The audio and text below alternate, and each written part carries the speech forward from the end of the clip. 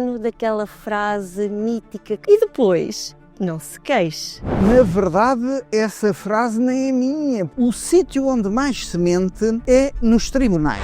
Quando está a julgar alguém, acredita realmente que aquele arguido é culpado, mas não tem provas suficientes? Eu tive uma situação dessas que me tirou o sono e eu fiquei para sempre uma sensação de que ela poderia muito bem estar a confessar um crime que não tivesse sido cometido por ela. É preferível um criminoso nas ruas ou um inocente na cadeia? O erro judiciário existe e é preciso nós termos a capacidade de reconhecê-lo e corrigi-lo. Estamos a falar de justiça. Se a justiça falasse, é um dos livros que editou, o que é que a justiça diria? Se a justiça falasse, efetivamente contava tudo o que eu vivi nos tribunais. Fui juiz até 2010, já não sou juiz há muito tempo e até hoje não me arrependi, estou contentíssimo. Nunca estive a fazer algo que me desse tanto prazer.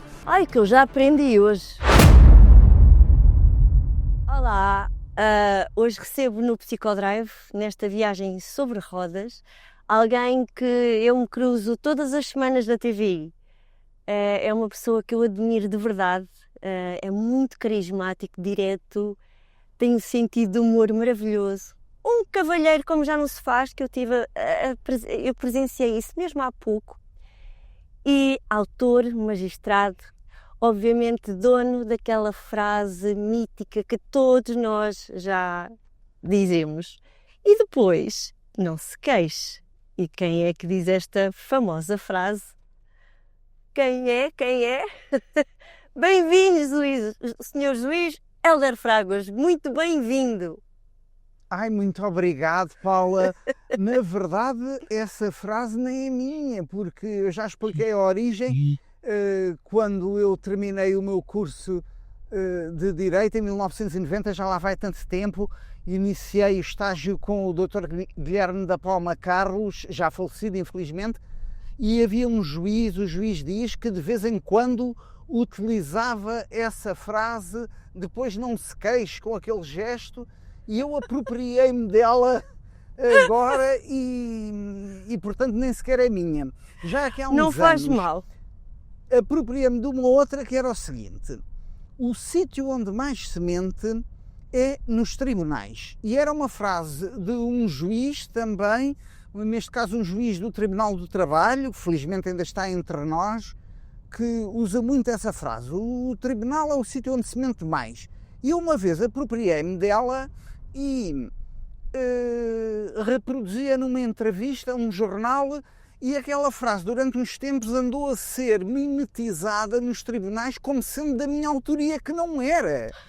Mas é verdade porque, como dizia esse colega, nos tribunais as pessoas começam a mentir logo quando dizem eu juro dizer a verdade. Logo quando estão a proferir estas palavras, muitas vezes já estão a mentir. É verdade. E eu tinha aqui uma curiosidade, já começou por esse assunto. É fácil descobrir quando se está a julgar alguém, é fácil descobrir quando alguém está a mentir. Existem algumas técnicas a nível de expressão corporal, quando entende que aquela pessoa não está realmente a dizer a verdade? Bom, existem inúmeros vídeos aí na internet.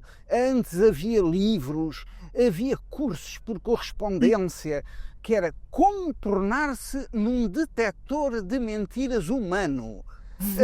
E as pessoas liam aqueles livros, faziam esses cursos por correspondência na altura com cassetes, agora veem os vídeos na internet, no YouTube. Na verdade eu não acredito nada disso, na intuição, desde logo porque há falsas memórias e, portanto, a pessoa que está a dizer algo que não é verdade nem sequer tem consciência que está a mentir e, portanto, não tem aquelas reações típicas de quem poderá mentir com pouca habilidade, transpirar, falar mais depressa, não olhar nos olhos do interlocutor, parar para pensar. e, portanto, a pessoa pode estar a faltar à verdade sem consciência de que aquilo que narra é falso e, portanto, eu não acredito nada nos detectores de mentira humanos. De maneira que aquilo que nos permite eventualmente saber se uma pessoa está a dizer ou não a verdade é o discurso, é a narração, é a coerência daquilo que diz e, naturalmente, o confronto com o que outros relatam e o confronto com outras provas e, sobretudo, as provas periciais, porque exatamente, e quando também é estamos a preciso falar da muita prova maturidade. pericial, aí Sim, é que realmente não há os erros que as testemunhas cometem, a começar pela mentira deliberada, a começar pelos lapsos de memória, pela falta de vontade de colaborar, e a prova pericial não sofre desses vícios e por isso tem um valor superior a qualquer outra. sim, mas eu acho que e acredito que a experiência no trabalho, a maturidade, não é? Isso acaba por ajudar muito, porque um juiz que saia agora de uma licenciatura e que tenha poucos anos de experiência não vai conseguir ter a mesma capacidade de analisar e de perceber se esta pessoa está a dizer a verdade ou não, como, por exemplo, o Hélder, que já tem muitos anos e muita experiência. Eu acredito que é necessário ter maturidade para poder ser juiz, para ter uma profissão que tem nas mãos a decisão da vida de tantas pessoas. E isso aprende-se com a experiência e perceber se aquela pessoa realmente é culpada. E tinha aqui uma dúvida: quando está a julgar alguém, mas que não existem provas suficientes, mas no seu coração acredita que é culpado, mas não o pode punir, acredito que isso também deve ruir aí um bocadinho o coração, ou não? Bom, eu há muito tempo que não sou juiz, portanto, Quando é algo era? que aconteceu na minha vida, mas que fui juiz, efetivamente, há muito tempo que não sou, há muitos anos que não sou e, portanto, agora estou A lei mudou dedicado muito ao programa desde essa altura. televisivo A Sentença, mas obviamente que não exerço essas funções que exercia há muito e muito tempo.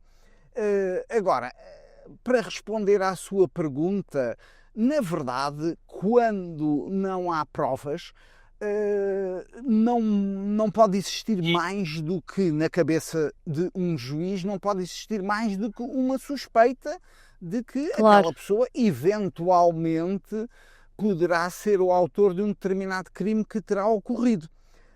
Há um processo muito interessante, que é um processo de deliberação, e esse processo de deliberação ocorre quer o juiz esteja isolado em casos menos importantes, estou-me a referir a casos criminais, Sim, sim, crimes sim. que não são puníveis com pena superior a 5 anos, são julgados por um juiz apenas.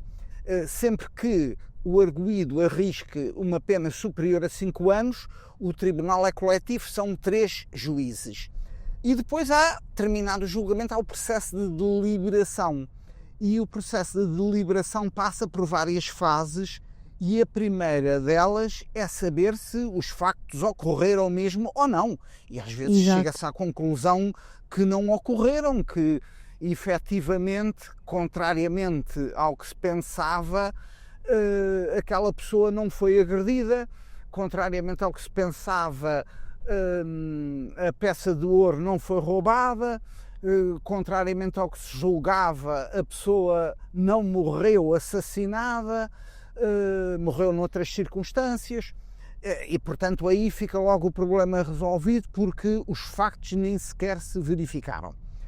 Agora, se realmente os factos se verificaram e há provas de que os factos ocorreram, depois passa-se a determinar se os mesmos constituem crime ou não. Sim, podem não constituir crime. Se eventualmente eu me apropriar de algo que me pertence a mim próprio, eu não cometi um crime de furto, obviamente. E se eu conseguir provar, se eu estiver acusado de um crime de furto, mas se eu conseguir provar que afinal a coisa que me pertencia era minha, a norma do furto não é aplicável. Depois, finalmente, importa saber, e é essa a terceira fase, se o autor do crime já se chegou à conclusão que os factos ocorreram, já se chegou à conclusão de que constituem crime e importa saber se o autor é aquele indivíduo que está a ser acusado ou não. sim, E é aí que a questão se coloca. É aí que pode haver uma dúvida e, havendo uma dúvida, obviamente que a pessoa terá que ser absolvida. obviamente, E quando não não há fica com certeza certezas, na mente de juiz nenhum a ideia de que deveria ter condenado aquele homem, mas que não há provas. Pois se não há provas, aquilo que poderá subsistir é uma suspeita. E depois, sim, finalmente, a última fase é a fase da aplicação da pena, em que se escolhe uma sanção, poderá ser uma sanção de prisão, prisão efetiva, prisão cuja execução eventualmente esteja suspensa. é isso que eu acho que deve ser complicado julgar, porque é uma profissão de muita responsabilidade. E às vezes nós fazemos aquela pergunta: é preferível um criminoso nas ruas ou um inocente na cadeia? Não é? E às vezes essa dúvida paira no ar, porque muitas vezes não existem provas suficientes. E como estava o Hélder a dizer, se não há provas suficientes, tem que se ilibar, que não pode ser acusado. Bom, essa máxima do Voltaire, que é preferível termos 100 criminosos na rua do que um inocente preso, continua válida até hoje, e penso eu que é universal, que é aceito por toda a gente, e efetivamente para nós não existe nada mais incómodo e nada mais revoltante do que sabermos que alguém está preso inocentemente. Eu tive uma Sim, sim. situação dessas em 2002, uma situação que me tirou o sono durante A muito sério? tempo e ainda hoje me sucede. O quê? Seriam umas 6 da manhã e eu recebi um telefonema, era uma quinta-feira. Eu estava colocado no Tribunal de Almeirim, que é uma vila muito simpática do Ribatejo, mas na parte sul, na margem esquerda do Tejo. Almeirim está ligada a Santarém por uma ponte que é a Ponte Salgueiro Maia e por uma outra ponte também mais antiga. E de maneira que recebi este telefonema às 6 da manhã, era a procuradora, na altura eu era juiz realmente, e a procuradora disse-me: foi detida uma senhora que telefonou para a Guarda Nacional Republicana dizendo que assassinou o marido. Ui, Bom, e eu preparei-me para ir mais cedo do que habitual para o tribunal, para ir vendo o expediente que já estava preparado pela entidade policial. E realmente interroguei, num primeiro interrogatório judicial de arguido detido, a senhora que tinha confessado perante a polícia, primeiro num telefonema, depois em declarações já prestadas no posto policial. Efetivamente interroguei a senhora para determinar se ela iria aguardar o processo, melhor dizendo, em prisão preventiva ou não. E a senhora começou por me explicar que o marido tinha chegado a casa alcoolizado, como muitas vezes acontecia, e que a tinha agredido, como também já tinha sucedido noutras ocasiões, e que ela teria pegado no revólver do próprio marido e teria disparado sobre a cabeça dele. Eu fiquei ali com algumas dúvidas. Realmente havia fotografias que documentavam o homem deitado sobre a cama, sem vida, e efetivamente não.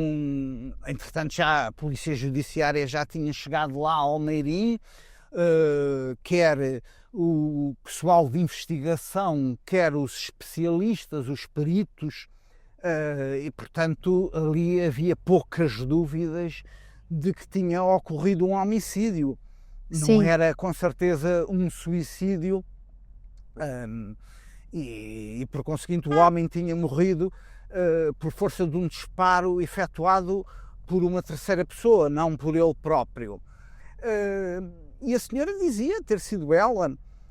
Eu, entretanto, perguntei, então em casa quem é que estava lá mais? Estava o meu filho, com 16 anos, portanto já com a capacidade de ser imputável, de ser acusado da prática de um crime. Estava lá o meu filho, 16 anos, então ele não ouviu, não se apercebeu que o pai estava a bater na mãe.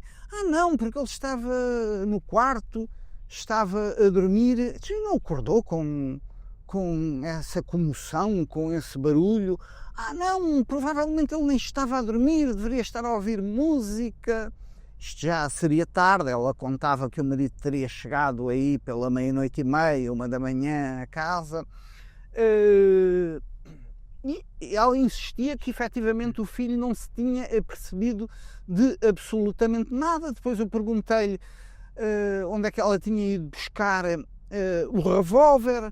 Ela dizia que tinha retirado da mesa de cabeceira, não sabia se estava na gaveta de cima, se na gaveta de baixo. Perguntei-lhe se tinha disparado com a mão esquerda ou a mão direita, e ela também não tinha certezas quanto a isso. E efetivamente, eu imaginava que depois, ou que antes, já a tivessem submetido um teste, que é o teste de pesquisa de resíduos de disparo nas mãos, porque realmente é uma prática policial quando se suspeita de alguém relativamente a uma arma de fogo. Faz-te uma tentativa de recolha de vestígios de resíduos de disparo. Pólvora, Genericamente, exatamente. Genericamente poderemos dizer, em modos mais simplistas, de pólvora. Exatamente. Nas mãos. Embora nós saibamos, obviamente, que poderá haver sempre tentativas de as pessoas lavarem as mãos cuidadosamente, mas mesmo assim, este teste deve sempre ser levado a cabo. E eu estava convencido que tinha sido levado a cabo, ou que iria ser efetuado, e efetivamente naqueles indícios que eram fortes perante uma confissão, eu não tive outra alternativa senão a de aplicar a prisão preventiva, e a senhora foi encaminhada por ordem minha, por mandado da minha autoria, foi encaminhada para a cadeia de Tiros, para o estabelecimento prisional de Tiris. Uma semana depois, eu entretanto tinha outras funções naquele tribunal, não eram apenas aquelas de instrução criminal. Uma semana depois o processo surge-me de novo na secretária. Eu fiquei uma semana sem ver o processo e fui consultá-lo e vi que efetivamente aquele teste não tinha sido realizado, pura e simplesmente porque ela tinha confessado.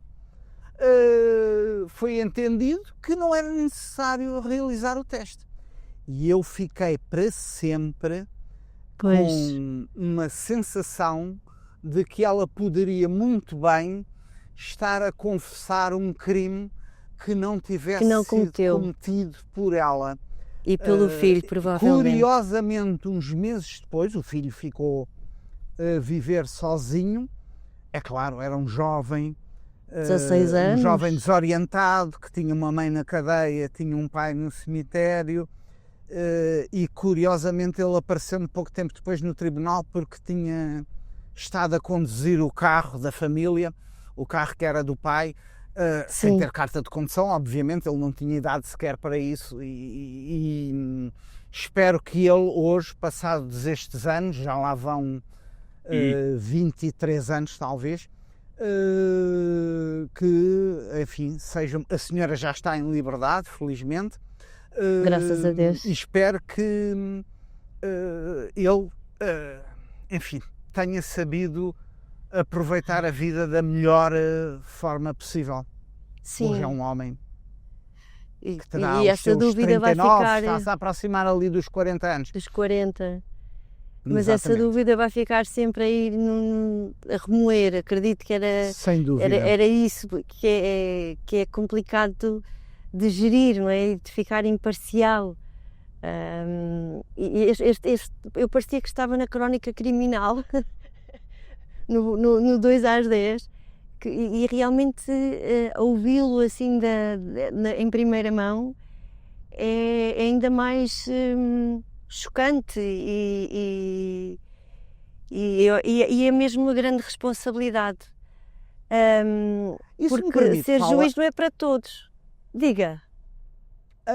sim, isso reporta-se a uma altura em que eu efetivamente era juiz, mas eu agora recordava um outro caso. Já não era juiz, exercia as funções de advogado e deparei-me, como já me deparei inúmeras vezes ao longo destes 35 anos de atividade profissional, efetivamente já me deparei com inúmeros casos de pessoas que confessam crimes que não cometeram. Isso é algo que acontece em Portugal e acontece em todo o mundo. E efetivamente tive uma situação de uma pessoa que estava presa no estabelecimento prisional de Caxias.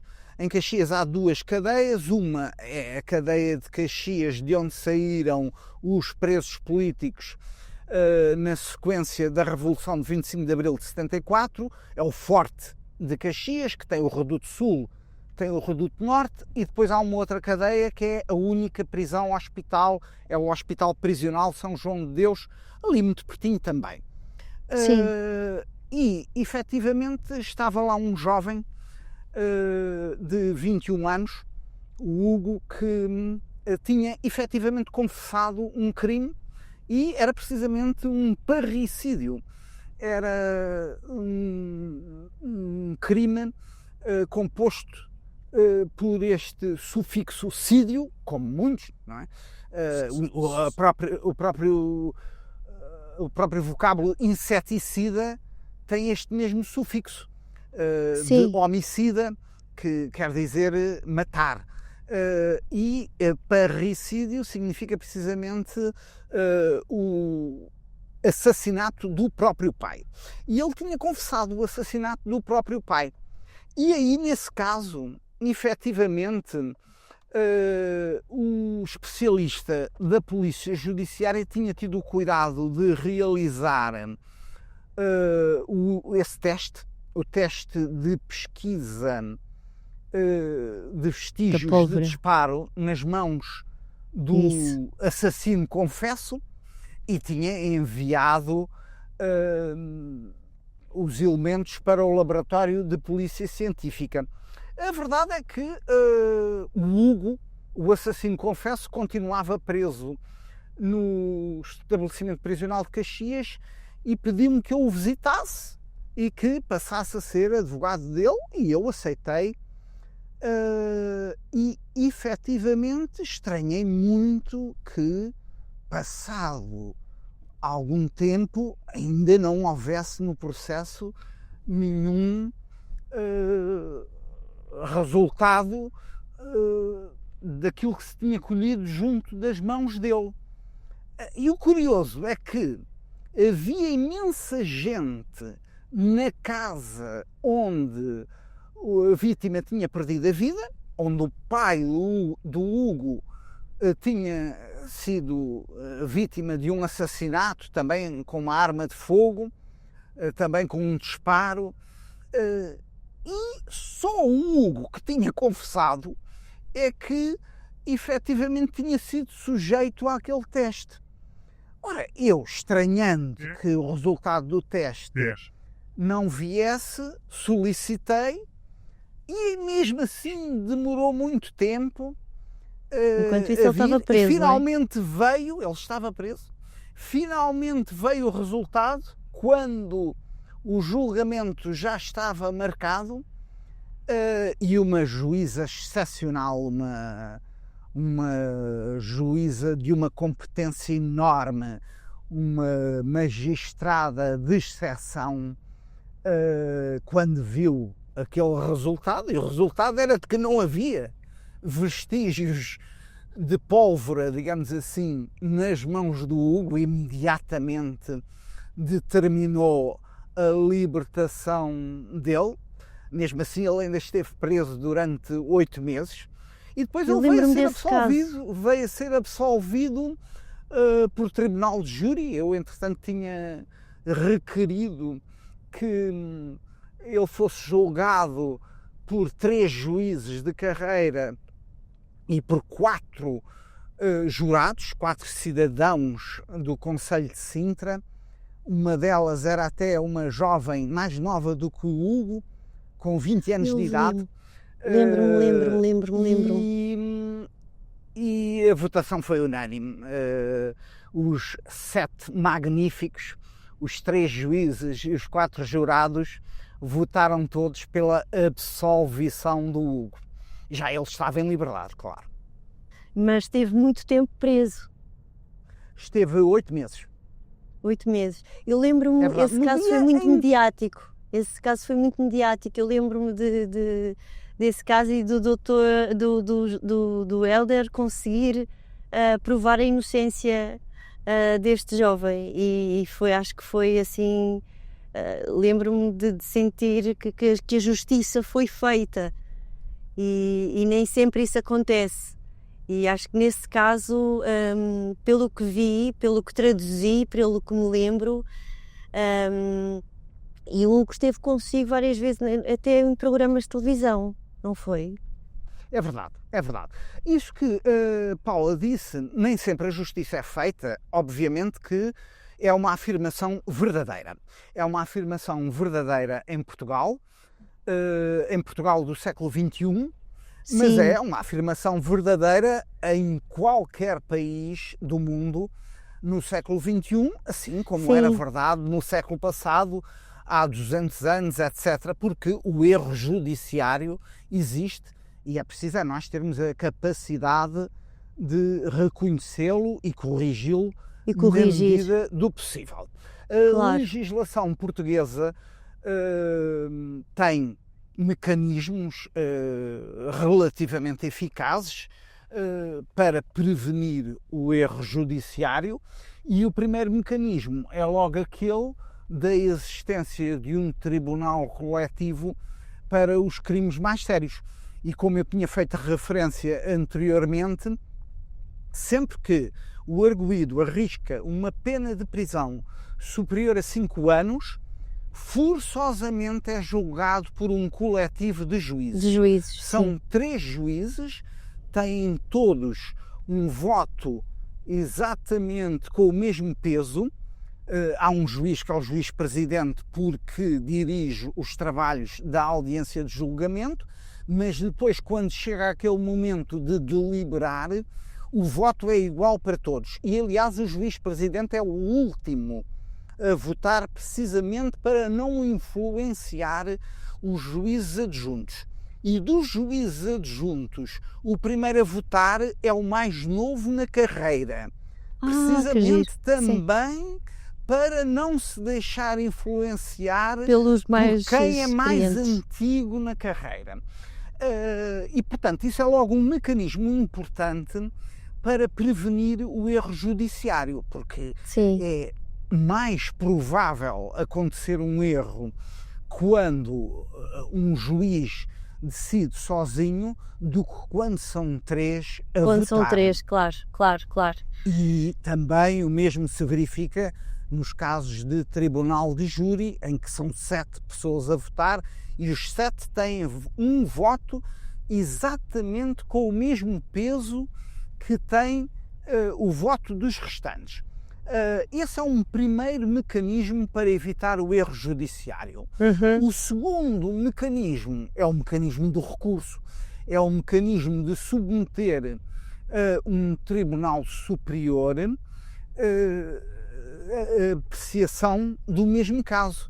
E qualquer pessoa que tenha sido condenada pode interpor recurso e pedir a juízes de um tribunal superior que reapreciem o processo e que decidam se o julgamento ocorrido no tribunal de primeira instância merece a concordância ou não. E nós sabemos que muitas vezes acontece um julgamento ser repetido na sequência de uma anulação, de uma condenação ser dada sem efeito, precisamente porque houve ali uma falha na primeira instância. E naturalmente que também quando há uma absolvição em primeira instância, também quem acusa, que é o Ministério Público, tem a faculdade de interpor recurso perante os tribunais superiores. Sim, sim, segunda instância, o superior, sim. E diga, estávamos a falar de justiça. Se a justiça falasse é um dos livros que editou, se não me engano, com crónicas que escreveu no Correio da Manhã sobre casos. O porquê deste livro, e se a justiça falasse, o que é que a justiça diria? Muito bem, é verdade, é um livro, eu escrevi-o, não o editei propriamente porque foi a minha editora que o editou, mas efetivamente é um livro que na altura foi um livro que teve muita divulgação e algumas vendas, umas vendas ainda relativamente significativas, várias edições, e que reunia precisamente essas crónicas que eu escrevia no jornal Correio da Manhã. Tinha um prefácio muito interessante da autoria de um grande advogado, o Artur Varatojo, já desaparecido também, já falecido, mas que era um jurista com uma intervenção televisiva muito significativa desde o início da década de 70. O Artur Varatojo era conhecido como Inspetor Artur Varatojo no meio televisivo. No meio televisivo ele não era o doutor Artur Varatojo, advogado, era o Inspetor Varatojo, e que efetivamente teve programas de grande sucesso realmente, e ele teve a amabilidade, nós éramos escrever muito amigos, o prefácio, e teve a amabilidade de escrever o prefácio para este livro da minha autoria. E se a justiça falasse, efetivamente contava tudo o que eu vivi nos tribunais. Na altura já tinha vivido muito e hoje ainda tenho mais histórias para contar. Tem muitas histórias para contar. Entretanto, já me aconteceram muito mais coisas. Quem sabe se um dia não virei a escrever um outro livro. Eu não sou escritor. Eu acho que sim, acho que agora com esta nova experiência e com tantas histórias para contar, acho que sim, porque acho que o Hélder é um verdadeiro contador de histórias e é muito envolvente em tudo o que conta. E todos estes casos que nos esteve aqui, que nos estão a contar, que nos está a contar para todas que nos estão a ouvir, é de uma experiência que pouca gente experienciou. e acho que deve escrever e, e gostava de lhe perguntar se o direito, se a justiça, desde pequenino sempre sonhou ser juiz, advogado, seguir a advocacia, o direito, ou tinha em mente outra profissão? Não desde muito pequenino. Foi a partir dos meus 12 anos de idade, quando eu conheci precisamente aquele que viria a ser o meu patrono no estágio, o Dr. Guilherme da Palma Carlos, amigo dos meus pais. Quando o conheci, efetivamente, isso foi muito determinante, e foi a partir dessa altura, dos meus 12 anos, que eu achei que queria ir estudar Direito, que queria ir para a Faculdade de Direito de Lisboa, onde foi professor o pai dele, o Adelino da Palma Carlos, o primeiro-ministro após a Revolução de Abril de 1974, que era um professor de Direito muito prestigiado, e cujo filho depois seguiu a carreira da advocacia com grande sucesso, o Guilherme da Palma Carlos, o saudoso Guilherme da Palma Carlos. Depois, quando mais tarde, já com 14 ou 15 anos, quando estava no 9º ano, fiz aqueles testes de orientação vocacional. Os psicotécnicos, não é? Exatamente, que realmente confirmavam essa minha vocação para o direito, essa minha paixão pelo direito, mas destacavam que seria indicado exercer uma profissão que implicasse o contacto com outras pessoas, e designadamente a advocacia, designadamente a magistratura, não tanto aquelas profissões jurídicas em que a pessoa está mais tempo Uma secretária. na secretária, exatamente. Sim. E a vivência dos tribunais, efetivamente, é aquela que mais me desperta atenção, aquela que mais me atrai. Tudo o que diga respeito aos tribunais, mesmo a própria arquitetura judiciária, mesmo a própria arte nos tribunais, e não é só a pintura, não são só os frescos, não são só os vitrais, são também as esculturas, quer no interior, quer no exterior dos palácios da justiça. Se nós formos à Lourinhã, temos lá uma escultura interessantíssima de 1981, da autoria do Laranjeira Santos, um escultor muito conhecido, que faleceu há pouco tempo, em 2024, e aquela escultura é lindíssima, tem 3 figuras, uma figura que personifica a lei e que são todas figuras femininas, tem consigo as 12 tábuas,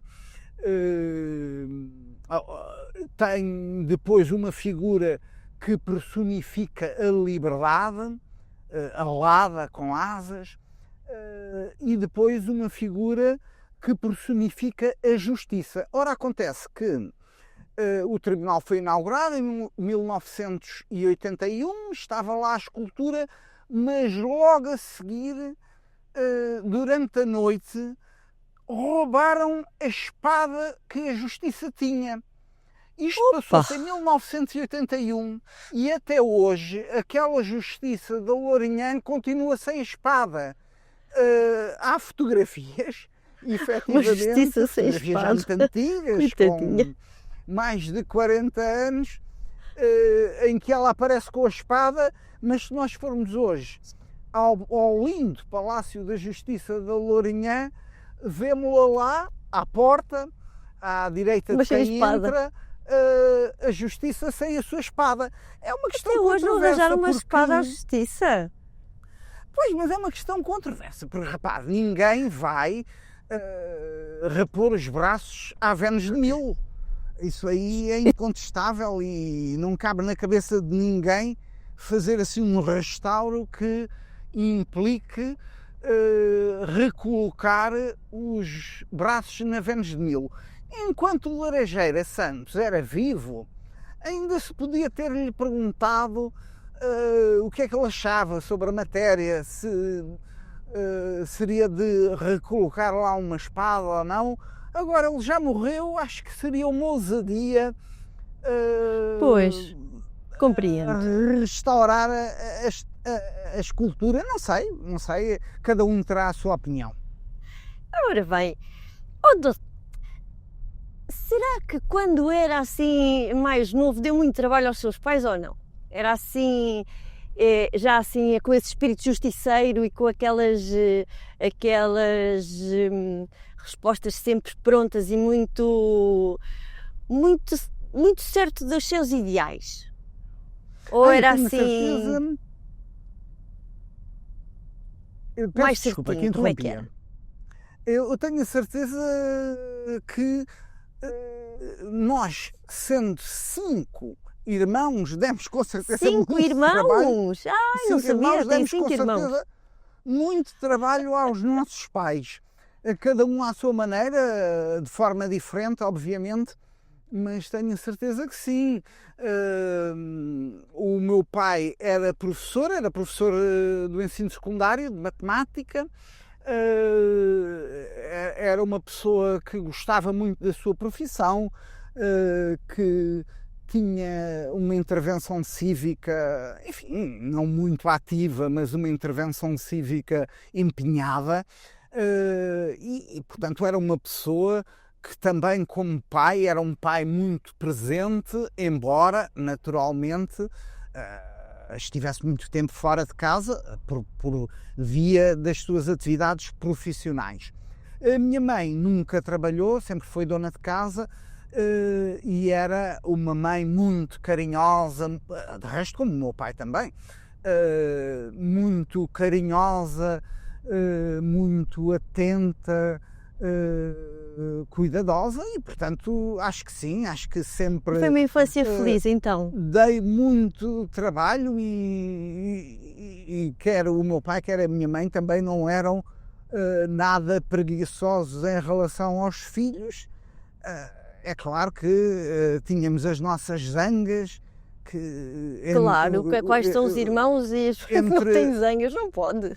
Exatamente, e aquilo Não às pode. vezes havia lá zaragatas que exigiam as intervenções de quem estava presente, ou do meu pai ou da minha mãe, Pois. e naturalmente que às vezes tinham que impor as suas regras. Também morávamos num prédio pequenino, no Barreiro, um prédio modesto, embora os apartamentos fossem grandes, mas um prédio simples com 4 apartamentos, sendo que todos eles eram ocupados por familiares. No resto Claro. do chão era a tia da minha mãe, portanto, minha era tia tudo avó, já família. viúva. Depois no primeiro andar éramos nós, no segundo andar os meus avós maternos, e no terceiro andar uns primos, de maneira que quando os meus pais não estavam os meus avós, e Era que eram só muito, escolher um também muito andar. queridos. Como? Era só escolher um andar e já estava tudo bem. Era só família. É verdade. Nós já tínhamos uma televisão quando eu já sou desse tempo de haver 2 canais. Quando queríamos ver um canal diferente, íamos à casa dos avós e eles sujeitavam-se E pronto, tinha que fazer as imediatamente. vontades dos netos. Vivi num ambiente de muito carinho, certamente muito trabalho para os meus pais, com certeza, sim. É verdade. Isso é uma história bonita de saber. Então, começou primeiro por ser advogado. Quantos anos esteve na advocacia? Depois frequentei o SEGE, o Centro de Estudos Judiciários. Eu pertenço ao primeiro curso que teve aquelas provas psicológicas de que tanto se fala. Sim. Foi o 19º curso normal, do SES, do Centro de Estudos Judiciários. Quem me entrevistou foi uma colega sua, psicóloga, a Isabel Leal, salvo erro, o nome dela, que era colunista na revista Caras, salvo erro, na altura, e eu pertenço a esse primeiro curso que teve provas psicológicas, efetivamente. Já na altura eram algo controversas. Uma das pessoas que mais se opunha, tinham gerado desde logo um debate enorme na Assembleia da República quando a lei foi aprovada. E depois, uma das pessoas, já após a lei ser aprovada, uma das pessoas que mais se opunha a estas provas psicológicas era o Procurador-Geral da República, o Cunha Rodrigues, que na altura integrava também o Conselho de Gestão do Centro de Estudos Judiciários, do qual eu fazia parte também. Era membro do Conselho de Gestão do Centro de Estudos Judiciários, e o Cunha Rodrigues era um acérrimo opositor destas provas psicológicas, porque entendia que, ao recrutar futuros juízes, não se estava propriamente a selecionar militares. Nós compreendemos perfeitamente que, quando se faz o recrutamento de militares que vão para um cenário, um teatro de guerra, que tem uma arma de fogo, que tem o poder e o dever de, infelizmente, em situações extremas, disparar contra o inimigo, nós compreendemos perfeitamente que se queiram selecionar pessoas com um certo perfil. Agora, mas a gente foi selecionado para ser advogado. Conseguiu entrar na advocacia? Não, eu refiro-me já à magistratura. Quando eu estava primeiro, a falar quantos anos? Mas quantos anos teve na advocacia? Quando eu estava a falar do 19º curso normal, estava a falar do 19º curso normal do SES, do Centro de Estudos Judiciários. Uau! Agora, respondendo à sua pergunta, eu terminei o meu curso na Faculdade de Direito de Lisboa em 1990, iniciei o meu estágio de advocacia e estou inscrito na Ordem dos Advogados desde setembro de 1992 e só vim a suspender depois em 1999. Portanto, a magistratura veio depois. Entretanto, fui juiz até 2010, já não sou juiz há muito tempo. Agora é um juiz, mas é o nosso juiz, é o juiz de Portugal. E agora, falando desta grande aventura, depois de estar reformado, depois de já não ser juiz desde 2010, de repente é o juiz de Portugal, é o juiz amado e que toda a gente fica encantada. Como é que surgiu este convite e como é que entrou na caixinha mágica de um tribunal ou de onde estava para um tribunal de ficção, onde as histórias até eram reais, e aceitar este desafio? Como é que foi? Já tinha tido alguma experiência televisiva ou foi a primeira vez? Não, televisiva como ator, ali já... aparecido na televisão, isso já. Já, porque eu já o traduzi muitas vezes. Mas quando diz traduzir, refere-se à linguagem gestual. À língua gestual, sim, quando eu já estava... Não ouve a minha voz, não é verdade? No Você na TV, já lembro-me de o ver. Realmente é a minha primeira experiência televisiva e é um mundo que para mim... E quem é que o convidou? Foi João Patrício? É um mundo que eu não conheço, é um mundo, para mim, no qual eu nunca me movimentei e para mim continua a fascinar-me imenso, mas continua Mas como é que surgiu o convite? Continua a não ser o meu mundo. Agora, eu efetivamente ponderei. Mas quem é que o convidou? Bom, a Paula está a fazer uma pergunta à qual eu não posso responder. Não faz mal. Aquilo Foi que da eu TVI posso ligaram e responder é dizer. que Aceitou. tive que refletir, tive que pensar e até hoje não me arrependi, estou satisfeitíssimo, contentíssimo. Nunca estive a fazer algo que me desse tanto prazer. Agora, relativamente àquele aspecto que referiu de ser uma simulação, é muito curioso que às vezes são aquelas situações que têm mais semelhança com a realidade, que causam mais perplexidade em alguns espectadores. Eu lembro-me que tivemos na sentença da TVI um caso de uma pessoa que tinha construído uma vivenda, uma moradia no terreno do vizinho, por engano. Sim. E o vizinho era imigrante em França, chegou a Portugal e quando foi ver o seu terreno já lá tinha uma casa. E eu tenho um amigo meu, engenheiro civil, uma pessoa que é especializada nesta área do urbanismo. Sim. E que me disse, aquele caso era inacreditável, aquilo vê-se mesmo que era total ficção. E eu disse, meu caro, ele é engenheiro civil, é muito dedicado ao urbanismo, é também um indivíduo que, como político, tem uma visão muito determinada e muito interessante sobre a política do urbanismo.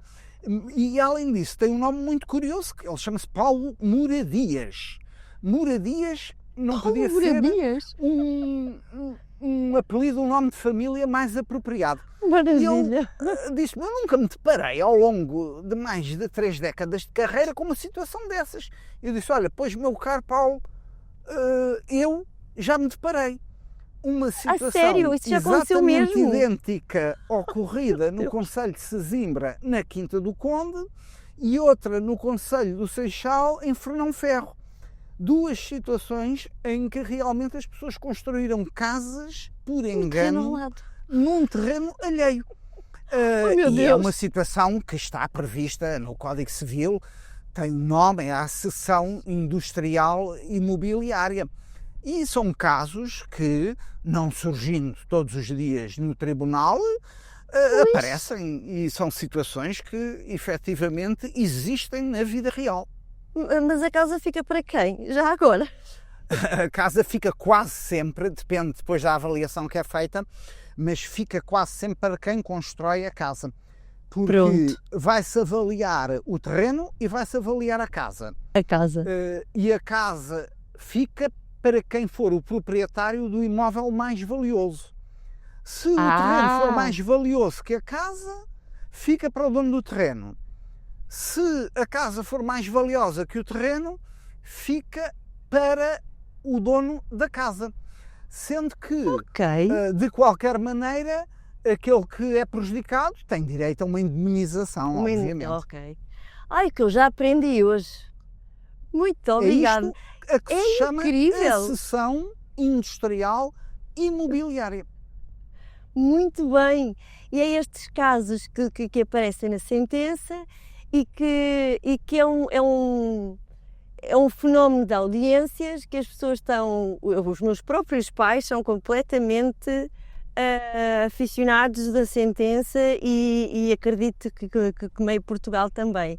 E como é que é agora, de repente, ser um juiz no anonimato, mais ou menos, bem, já ia aparecendo na televisão QB, mas agora são todos os dias.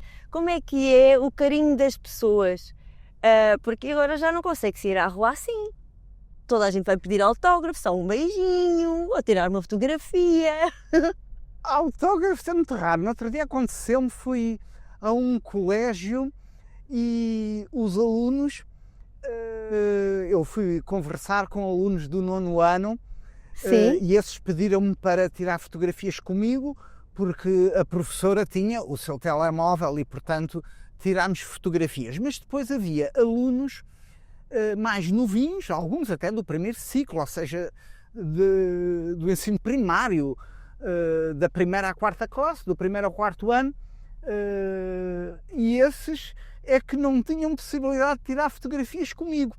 E então, efetivamente, vieram-me pedir autógrafos e eu com muito gosto dei esses autógrafos e um deles, que até era dos mais pequeninos, pediu-me um autógrafo para ele e outro para a avó. E depois, quando eu vi lá, eu perguntei o nome da avó, quando vi lá escrito o nome da avó, escorreram-lhe umas lágrimas pela face, foi tão bonito, e os colegas dele deram-lhe uns abraços, foi tão bonito porque ele já se estava a imaginar a entregar aquele autógrafo à avó. Sim. Mas é curioso que a Paula muito simpaticamente estava a dizer que os seus pais são espectadores. São, e muitas vezes as pessoas dizem isso. assíduos. O meu pai, a minha mãe, o meu avô, a minha avó, mas também gerações mais novas. Eu uma vez estava no mercado de Alvalade, em Lisboa, e o mercado de Alvalade tem uma característica, porque depois tem ali um supermercado de uma cadeia muito conhecida ao lado. Esse supermercado normalmente tem fruta, sempre, mas aquele não tem, que é para incentivar os clientes do mercado a irem ao comércio tradicional. Mas quando nós precisamos de comprar umas bolachas, um detergente, vamos ali àquele supermercado que fica adjacente ao mercado de Alvalade. E estava a decorrer aquela recolha de donativos para a Liga Portuguesa contra o Cancro, e estava um jovem voluntário, um jovem estudante do ensino superior, do Instituto Superior Técnico, um futuro engenheiro, ali com aquela caixa redonda, recolher os donativos, e eu tive com todo o gosto, de fazer o meu donativo, e ele depois teve a amabilidade de me dizer que era espectador da sentença. Um jovem que teria os seus 19, 20 anos. E muitas vezes isso me acontece. Jovens... E se calhar é uma influência para muitos jovens que hoje se calhar querem seguir o caminho do direito, da advocacia, da magistratura. E que conselhos é que daria a esses jovens para se tornar num bom advogado, num bom juiz? Conselhos é que daria a esta juventude? O primeiro conselho que eu daria é ter alguma preocupação com a média final de curso. É mais importante do que se possa imaginar, porque, por um lado, significa que a pessoa que alcançou uma média razoável no final do curso significa que adquiriu conhecimentos sólidos, e além disso, nos processos de recrutamento, esse não é talvez o fator mais preponderante, mas é um fator importante. O segundo conselho que eu daria é fazer o Erasmus, passar um semestre fora de Portugal. Ter outras experiências. É uma experiência interessantíssima que eu não fiz, mas que é profundamente enriquecedora pelo que me relatam. Muito bem. E agora, para finalizar, eu acredito que o Hélder é mesmo um justiceiro e luta mesmo pelas vítimas, e acredito que um bom advogado e um bom juiz também tem que ter esse ADN, esses valores intrínsecos. E foi mesmo um privilégio poder estar a conversar com uma pessoa tão íntegra, tão simpática e tão genuinamente carismática, e que é mesmo uma simpatia. E é um gosto de vê-lo falar, porque eu estou de lado, eu estou de fora, também muitas vezes nos estúdios da TVI, e vejo o carinho com que trata as pessoas e com que as pessoas o tratam assim. E acho isso lindo de se ver a disponibilidade que tem. É sempre muito disponível para qualquer dúvida, qualquer...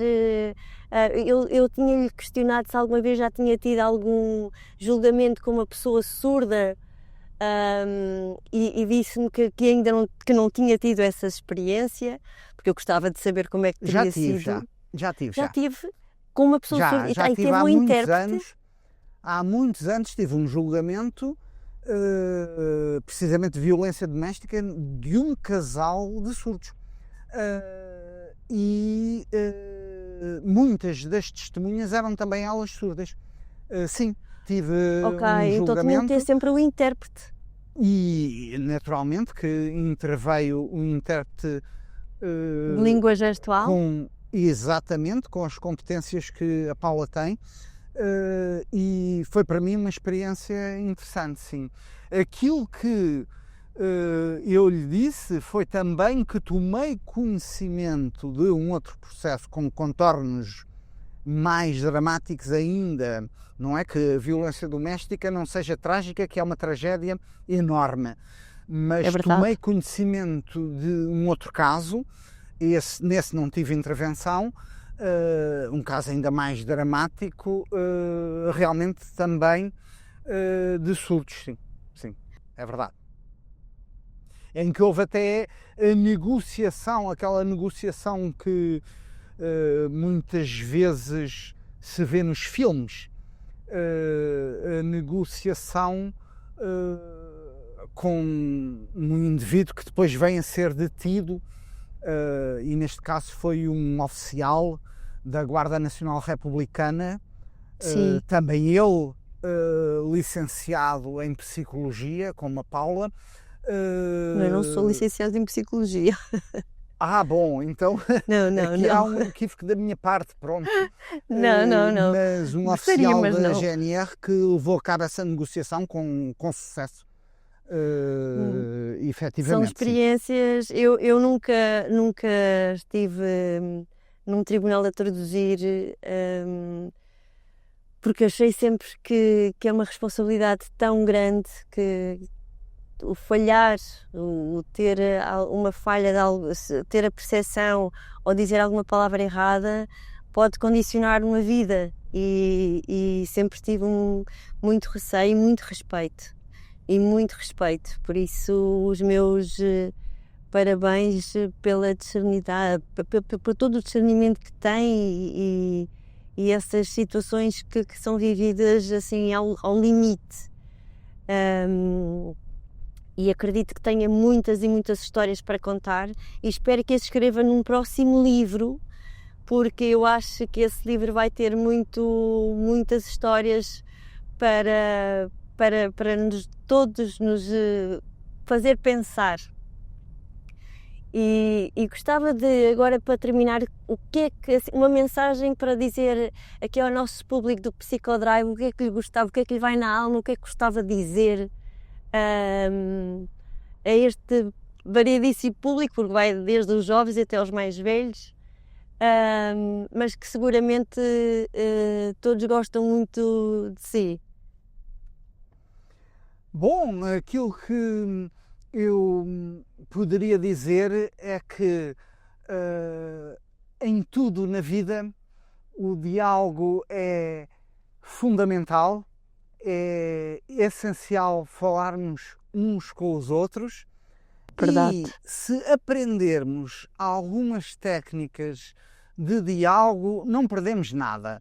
Não se trata aqui de enganar ninguém, não se trata de persuadir com astúcia, trata-se de saber conversar, e a esse propósito pode-se aprender algumas técnicas, e designadamente aquelas técnicas de convencer o juiz, que foi algo que eu abordei nesse livro que escrevi já há muitos anos, e que são técnicas, se empregues para o bem, obviamente, são úteis e fomentam a harmonia entre as pessoas.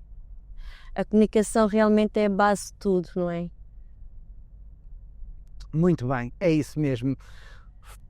Olha, muito, muito obrigada por esta conversa. Foi um privilégio conhecer o homem por detrás da autoridade, da televisão. E para quem nos ouviu, eu acho que fica esta reflexão: a comunicação é o melhor caminho e a justiça vive de pessoas e de coragem. E por isso mesmo, muito obrigada por esta conversa vai ser muito bom reencontrá-lo todas as semanas naqueles corredores da sentença e presenciar toda a alegria daqueles figurantes e daquelas pessoas todas que fazem parte deste programa. Foi um gosto conversar consigo. O prazer foi todo meu e eu agradeço muito as palavras muito amáveis que me dirigiu, que eu não mereço, mas são muito simpáticas. Merece sim. Muito obrigado. Merece sim, muito obrigada.